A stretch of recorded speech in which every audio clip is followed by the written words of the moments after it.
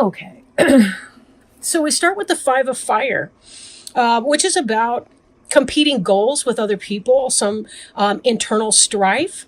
This does not tend to be major struggles. Can be sometimes the petty squabbles that we go through in our day to day in our lives. Fire is the suit of passion. So just like yourself, Sagittarius, you're a fire sign. So we are thinking along those lines that it could just be competing passions. Having arguments with your teenager. It could be maybe some challenges about how to accomplish a specific goal. Maybe the goals aren't even the same for something, and that you're having to deal with that. Right. One of the things we want to remember anytime we're dealing with a conflict with another person is to choose our battles. On the one hand, if you do say no, mean it. Right. If you need time to think about it, you're perfectly entitled to do that. And you can always set an appointment to come back and have a further discussion about, either taking it to the next level of discussion or stating this is what I've decided in an issue. So don't think that just because something comes up in the here and now and someone pushes your buttons and gets you hot under the collar about something, it does not mean that you have to make that decision in the spot when emotions may be running high. Cooler minds tend to help anyway, right? They do tend to help. So choose your battles. Be sure that you're defining your terms, that you understand what it is that you're discussing. And not everybody is going to be discussing things either. So there's the knowledge of that. Are you spinning your wheels and staying stuck in a pointless discussion or argument about something? It can be tough to figure that out sometimes, which is which. But always, if you disagree with somebody, let the other person walk away with their dignity. You never will get anywhere with somebody if they feel like they have to eat shit in order to sway to your opinion, right? Or to see your point on something. It will never happen. You get people to dig in their heels. And I'm over the swearing thing, so sometimes these may fall out, but I'll try not to make a habit to pepper this stuff, but I cannot guarantee I won't be shooting some swear words out. Six of Air is about movement, emotion, things coming up, difficulties coming to an end. So if you have been experiencing some difficulties at home, some conflict with people, difficulties even at work. I mean, the Five of Fire could be about workplace situations and drama too. This is about forward movement, getting on with it, floating downriver, being done. So that's good. At least it's not going to stick around. Now, Eight of Air, this is kind of on your mind. This can be anxiety, self-imposed anxiety. Sometimes I don't mean to say by self-imposed anxiety that there's not something to feel anxious about or to be upset about. Clearly, that's not the case, or you would not be feeling anxiety in the first place. But is it a question of self-talk? Is it a question of how we're viewing a situation that's giving us the anxiety? Sometimes the fear of having a panic attack can trigger a panic attack. Now, not all anxiety is a panic attack, but all panic attacks are a form of anxiety. It's kind of the crescendo. Now, the card here states an illusion of being trapped. An illusion is when you believe something that is not the same thing as the reality. So it could be that you may not be seeing the exit door, the options, the alternatives in a situation. Sometimes people have difficulties when they're living with somebody that they're romantically involved with, and they're like, they're fighting all the time. It's really frustrating. Sometimes we need to think outside the box. Well, just because we're with somebody in a committed monogamous relationship does not mean we have to live with that person. That's okay too. Sometimes it's about carving out your own way, your own style of doing something. So this can be a good opportunity for you to reach out to other people, connect with them, see if there are alternative ideas and options. And we do learn a lot in our relationships to other people. So be sure that you're seeking out friends that may be able to, or confidants or whomever that may be able to help you kind of get some new and fresh ideas, a new take on what it is that that may be some of your alternatives here. Seven of Fire is making me think a little bit about the Five of Fire that was covering you there, right? This is about defending your beliefs and decisions, standing your ground, and choosing your battles wisely. And that's funny because that's exactly what I said, but I really wasn't even paying attention to this card. So when we do see ourselves in a non-harmonious way, I mean, is this about somebody spending the last of the money before you've got your rent paid? That's something that's real serious. Or is it about, do we go with the red or do we go with the white sweater this Christmas? Or, which holiday greeting card do we choose? That's just a stupid example, but you know what I mean. Now, we see here in your recent past the completion of a cycle. This is really happy tidings. The Judgment card is about moving through, learning the karmic lesson. This is the part just beyond that, where you're celebrating the fact that you've completed something, that you've gotten through something. Could be a rough time, but not necessarily. It really heralds a time of personal growth and development. And this is quite symbolic too of rebirth. So this is about, and I'll read the bottom here, a job well done, joy, contentment, and gratitude, and the path toward enlightenment. So this is about you learning something brand new. Now, with the end of a cycle begins a new cycle. And it could be sometimes that when we complete something, when we learn something or are moving on to the new level, sometimes there's that itching. It's kind of like if you've ever had dry skin. I remember when I was a kid, and I would take a bath and it would be like almost all the time there'd be skin that would peel off my feet or something. That's growing. Sometimes that can itch. Your dry skin can itch. And that's because you're shedding your old skin and replacing it with new skin. So there's that level of growth that comes with that. So bear in mind that could be some of the source of your difficulties with the 5 of fire and the 7 of fire energies. Could be your new growth and you're trying to get comfortable in your new skin, so to speak. All right. 8 of fire. This is a lot of passion. This is a lot of communication. This is a lot of motion. This is very fast moving energy.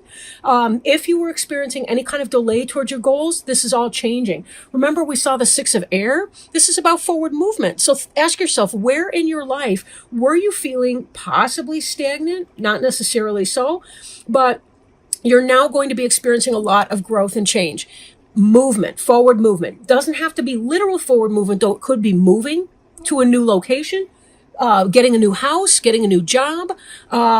Maybe if you've been starting a business and it's been slow coming up, maybe now you're having a lot more coming in, a lot of referrals, a lot of everything. This is great communication, new location, etc. And so for some of you, it's literal. For some of you, it's more of a metaphor. But either way, this is about you're rocking it really this season. This month is going to be really good for you. Now, 2 of air. This card represents you in kind of your place. This is sort of about being at a stalemate, being unable or unwilling to make a decision, pretending that there is no problem. Air is our intellect. It's our thoughts and our thinking. Sometimes we overthink something. And I know I'm an expert at this, right? Like, I'll have an impulse to do something and then I'll have to weigh and measure it 1,000 times over until I talk myself in and out of it. And then I wind up doing nothing and I wind up stymied because I have not just grabbed the opportunity by the horns and made it happen. We have to be super careful not to tie ourselves into a knot, I think, with that. It may be helpful. Take a couple deep breaths, relax. Ask yourself, as if it's no more serious than if you're ordering chocolate or mint chocolate chip ice cream at the local Baskin Robbins or whatever. Like ask yourself that kind of a question and see what's the feeling, that kind of washes over you. Do you feel a pain in your heart chakra? Do you feel a glowing in your heart chakra? If you're not familiar with the chakras, I highly recommend that you Google that because you can find where some of your energy spots are on your body. And we know that our body communicates with us when we are stuck, when we are at this kind of crossroads, when we don't know what to do, we don't know what we're thinking or feeling about something emotionally. Feel your body, right? If you have tension in your shoulders, what's that about? Right? We can literally get an ulcer because we're so stressed out about something. So we know, there's real proof that Our emotional state can influence our physical being. So if we check in with our body, sometimes we can understand the best thing to do. And that doesn't have to be serious like an ulcer, but it can simply be we just check in with our body and see if we can get any kind of a physical reaction. Do we start to get a headache when we think about these issues? I'm looking at their, what is it, a horn? Their corns, I guess, their horns, crossing, and I'm thinking, man, if I had to walk around, smacking at other animals with my head horn, I would have a headache all the time. I used to, because I was stressed out, right? Anyway, I'm babbling, so I'll move on. Babbling is what I do. It's who I am. In your environment, there's memories from your history, childhood, issues regarding children, and romanticizing the past. This is the time for that. This is the time of year when, especially in the northern parts, I can't say for more southern climes, but, there's that time of year. Phoenix was kind of in the summertime because it's so hot. But you kind of go in and this is when you're telling stories, the storytelling time. And you're remembering about your past, and you're thinking about holidays from your past tense. You're thinking about relatives that are no longer with you. It's kind of carried on from Halloween, which sort of has a different energy to it, into the holiday times. Because when it's really cold out, we want to huddle up in our cave under a warm blanket, and we don't want to leave the house all that much. If we do go out, they tend to be nice affairs that involve, sitting around a fireplace and drinking hot chocolate or eggnog or whatever the case. But, this is really about people coming in from your past. It's about thinking about things from your past.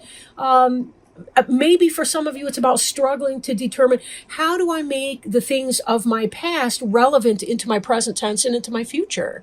We think too, like the older we get, we think about our legacy.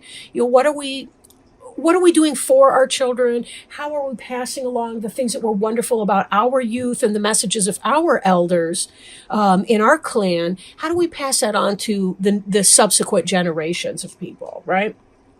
So there can be considerations of that sort this time of year. Hopes and fears. This card is awakening, looking at things from a different perspective, a temporary standstill, and it's important to be yourself. Very much so. Be true. Be true to you. Be honest, right?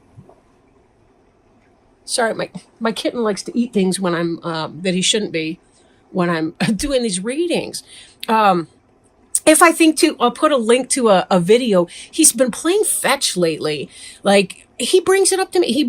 I called it his sparkle ball. He brings it up to me and I'll throw it and then I'll bring it right back. He's better than my golden retriever at retrieving. Anyway, off to the race. Clearly I'm having a scatterbrain moment. But if you look at things in a new way, maybe this ties back in with your romanticization of the past, where you are trying to blend your past and your future together with a present tense meaning, right? But also to do things in your own way, trying to bridge that gap between those things. Maybe it's what you're hoping to be able to do. But in a sense, there's a kind of a fear with that too. Can I let go of some of my traditions without disavowing my past or invalidating my past, and the people that were in that may no longer be here to share in these times with my kids and my future generations and my current situation? How can I reconcile these things, right? How can I bring all of these traditions together and also keep them relevant moving forward? So awakening, again, that in part, you got to check in with yourself too, right? Check in with yourself and remind yourself of the things that make you feel good and joyful. Don't lose the forest for the trees, right? Just like with the conflict here, it's less important that everybody make exactly the specific recipes and all the rest that used to be done. It's okay if the new generation wants to add a pinch of this or a pinch of that, or they want to change things up or shake it up or whatever. Creating your own unique experiences that you can enjoy. Being in the moment. Don't worry. Worrying is future orientation. And we saw this with the 8 of Air. You don't have to be perfect these holidays. You don't have to be perfect for yourself, your family, your partner. You don't have to be, I hate the term partner actually for romantic, but you know what I mean. You don't have to be perfect for anyone. Just be perfectly yourself. You are enough. You are enough. This is my new mantra, by the way. You are enough. Knight of Air. Reading from the bottom, events that occur with great speed. Take time to carefully review your options and creative solutions. What it is that you're hoping for in your awakening card, and maybe a little fearful of at the same time, this will come for you. Again, it's honoring who you are, honoring where you've come from, how much you've grown, honoring the fact that you really have completed this beautiful cycle, that you're moving on to the next great thing. Now, Knight of Air can also be a Gemini.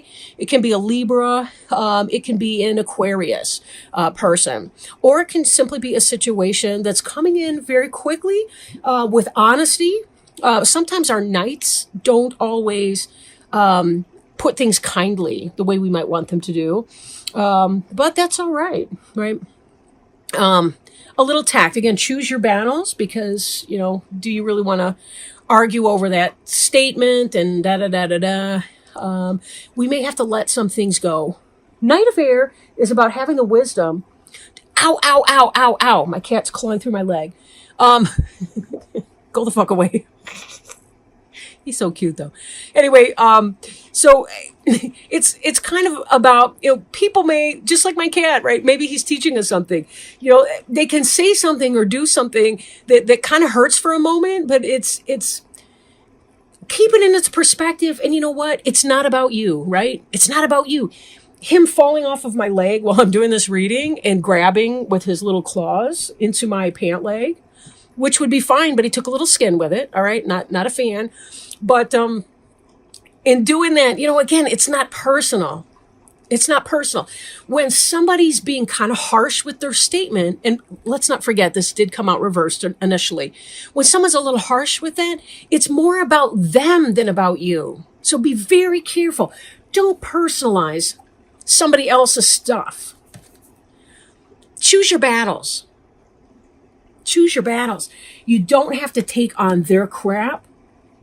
I'm thinking of those kids that come home from college the first semester and they're like, they've got all these lofty ideas and now they think their parents are crap because they've learned two half-truths. They can't really fill out the picture yet. I'm not trying to pick on young people because young people, they bring so much wonderful stuff to the world. Passion, intensity, intellectual curiosity, all the rest of it. There is something wonderful to be had with experience, though. The kind of experience that can come from having lived your life and having learned many, many, many lessons over time. We need each other, the younger people, the older people. We're all kind of in this together. So be very, very careful that because somebody else is coming on in a blaze of glory doesn't mean that you have to be, you don't have to be upset with that. I mean, again, take it as it resonates. And I'm not trying to belittle anybody's discomfort because people can say some very, very ugly things to one another. However, we can't control what other people think, say, or do either. Right? What they think, what they say, or what they do to a certain extent, right? There's a principle of nonviolence here, not initiating violence and all the rest. So just be very, very careful. I'm drawn to look at the unicorn here and how he's got a light on the end of his horn. And I don't think I've ever noticed that before. I feel like light your own way. Right? When it comes to figuring out your traditions and your past and how you want to celebrate that, when you want to have a nice, quaint or quiet holiday season, whatever, light your own way in that. Create your own traditions, light your own way. And if someone thinks that your ideas are stupid, they want to, my mom would say poo-poo. Does anyone see that anymore? If somebody wants to poo-poo your way of doing things or your traditions or your anything like that, you don't have to listen to that or give it any mind because one day that person's going to be old enough to appreciate the environment that you created, the loving, homespun, cabin socks, cozy feet, hot cocoa environment that you created for them. And as we all know, life is a terminal illness and everybody that's born will die. And, we never know when that's going to be us or when that's going to be anyone. So we appreciate people in the here and now. Let the bigger Let love be the biggest thing that unites you and your family this holiday season, right? Don't be steered off course because someone's brazen or brash, and they don't want to sit back with their opinions, right? Okay, let me roll out an oracle card. I will read that from the book. Kind of as a companion for our angel tarot cards, I have Healing with the Angels for our oracle. Again, I'm sorry if it's too dark to see anything in here. I'm really kind of getting a kick out of my balls. See my balls? Got my lovely little holiday balls over here. This one's support. And I love it because, again, this has to do with this idea of family and ancestors. Look at this beautiful card, right? The card's meaning: God, the angels, and the ascended masters who love, protect, and guide you are watching over you right now. You are not alone and you are safe. This card reassures you that you are part of an awesome and powerful team of benevolent beings. They surround, guide, and love you constantly. If you are in danger, they will intervene with warnings or life-saving measures. If you are afraid, they will comfort you with the energy of divine love. If you are confused, they will whisper guidance in your ear. By drawing this card, your angels and guides ask you to talk to them more frequently. Have mental conversations with them about everything, and you will soon see evidence of their existence. Soon the angels will enlist you to help other people. If you ever feel doubtful about your ability to help others, ask the angels to help you release these fears. And for sure, setting out your intentions, praying, asking them to help support you during the holiday season, and any of your family times, any of your goings on, ask them to support you and help you. Ask for those signs. Ask for them to let you know that they are listening and that they are providing guidance. It really does work. I can promise you that it works. And it will be in divine timing, right? So don't, by tomorrow at 3:00, I expect to see my sign. Obviously that's not going to work. But open yourself up for that and you will see unbelievable things in your life.